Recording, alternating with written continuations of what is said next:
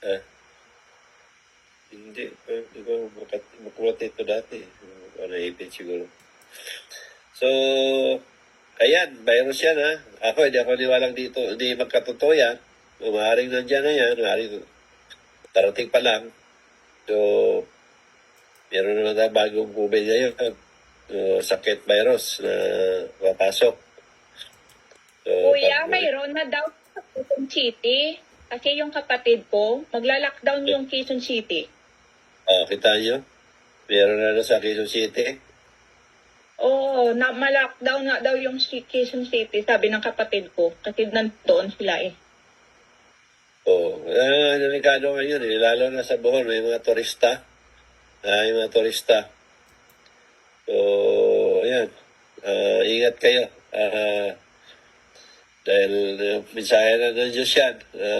Hindi ako niwalang hindi. Totoo yan. Basta ipakita ng Diyos. Wala akong duda dyan. Kaya, ingat. Mahal ang quarantine. Kahit nga dito, mahal ang quarantine. Sa Pilipinas, ganun din. Lalo na ngayon, walang ginawa si Marcos kung paano labanan yung virus na yan. Wala ng pera Pilipinas, inubos na ni Marcos. Pag namatay yata siya, magpagawa siya ng ginto o kabao o puro pera siguro. Ano ba ang plano ni Marcos? Baka magpagawa siya ng kabao na puro pera. Baka hindi niya naisip yan na ang pera ay papel lang yan at hindi yan magagamit sa kabilang buhay. Ang pera ay ginawa lang ng tao yan para magagamit habang nabubuhay. Baliwala ang pera sa buhay ng tao.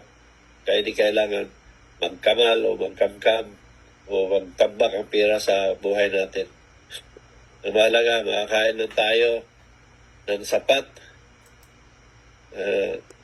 Maging masaya na tayo kung anong meron tayo. Pero itong si Marcos at itong mga kabinete, congressman,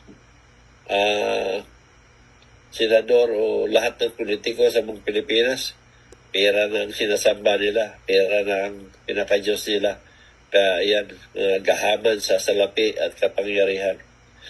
Bukas makalawa, pag nangawala tayo, wala tayong madadalang pera, wala madadalang kapangyarihan, at walang madalang kayamanan. Pantay-pantay tayo lahat na mamatay ng babalik sa alamok.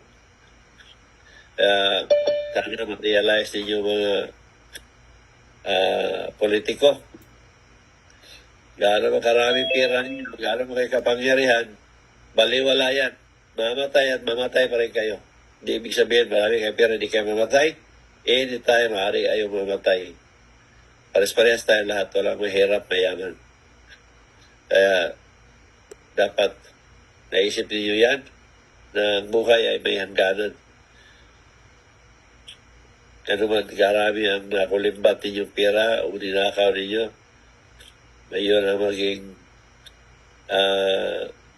mitsa sa kapahamakan ninyo at pagdusahan ninyo sa kabilang buhay. So, yun lang. Maraming salamat sa inyo. Thank you, brother.